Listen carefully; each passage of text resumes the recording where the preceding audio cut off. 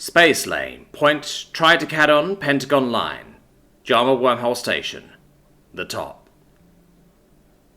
Apprentice mechanic and fitter mechanist Nicombe was excited for his first solo day in the shipyard. His first job was a simple 120-point inspection with laser rust removal on a small freight barge, Hendercagon Point Line Finder. A bit odd considering the ship isn't that old.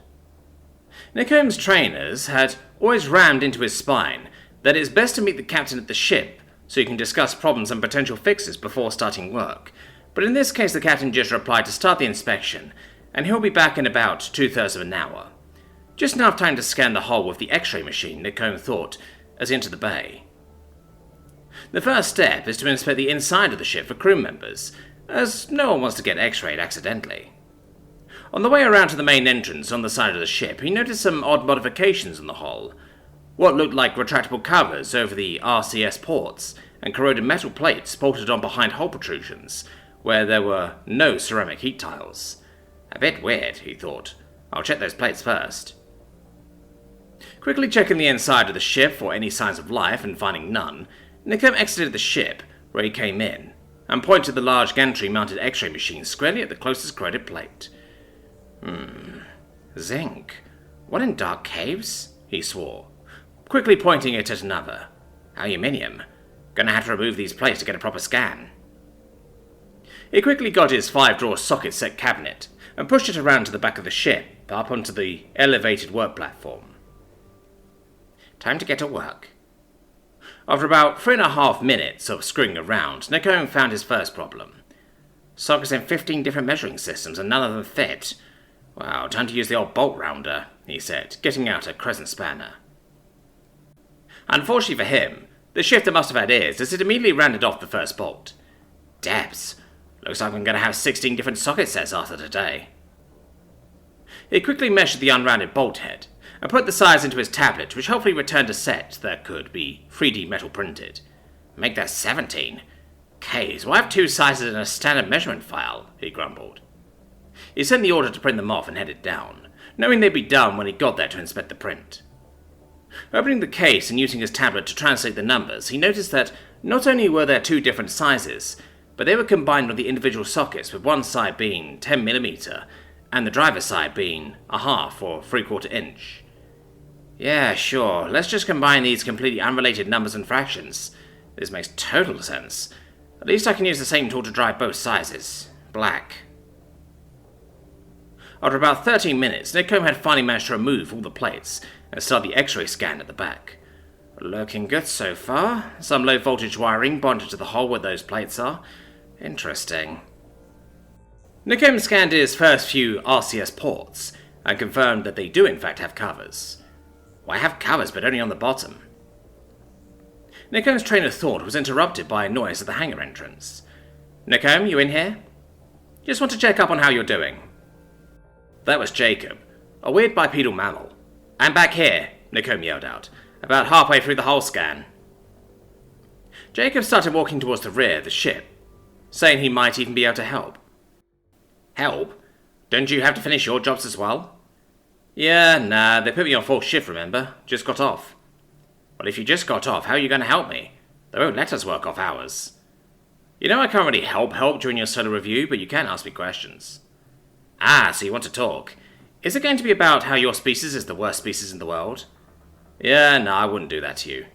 Show me what you're up to. Okay. This is a bit of an odd job.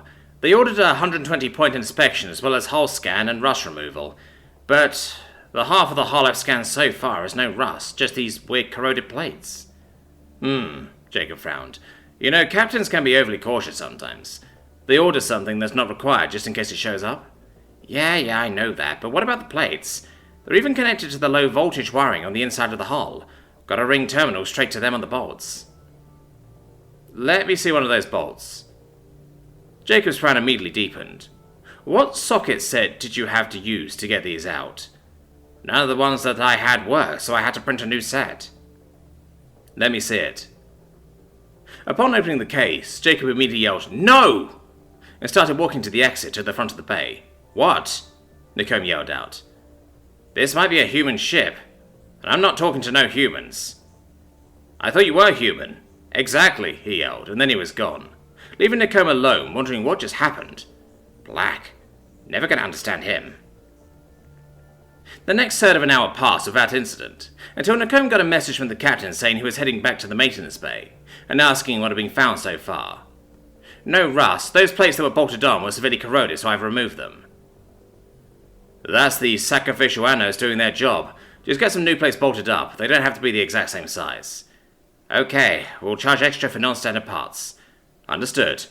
Be there in 3.14 minutes. Sacrificial anode? Nicome thought out loud. You're using electron shredding in order to prevent rust, but that would only work if the ship was somehow immersed in an electrolyte. Interesting. A strange thought started forming in Nicome's head that he couldn't shake. He continued to mull it over whilst completing his scan, and decided he would ask the captain when he arrived. The 3.14 minutes came and went, allowing Nicome to finish the entire scan before the captain, a reptilian biped with a tail, arrived. Bay Point Line Bay? Yep, Nicome yelled out. You narco? That's me. Be down in a sec, Nicome said, heading towards the front of the bay and greeting Narco formally. Now, as I said in the message, no rust. I even took off those plates to get a better reading, held on with some fastener sizes I've never seen before. A friend said it might be human. Your friend would be right. Modified on the human homeworld. Mind me asking why? Well, we do go to the human planet Dirt all the time. Charge them an extra 30% for water landings. Water? How much water could be on a planet called Dirt? Those crazy climbers live on a water world. 71% of the planet is ocean, just over the minimum for the classification. I thought they were tree dwellers. They are, but they only live on the dry parts of the planet except for the floating cities. Electros must mean they make you land your ship in a saltwater ocean, right? That's why you have the anodes? Yep, no space elevators, and with the high-gravity electromagnetic holding yards in Admo wouldn't work. Not without making every metal object on the ship magnetic. Okay, makes sense. Sorta, but what's next? Are they going to make you fly the whole ship under the ocean? Well, they do have underwater-rated spaceships called submarines. Good for hiding from orbital scans. You know I was joking, right? Darkness. Humans. Black caves, Nicome swore.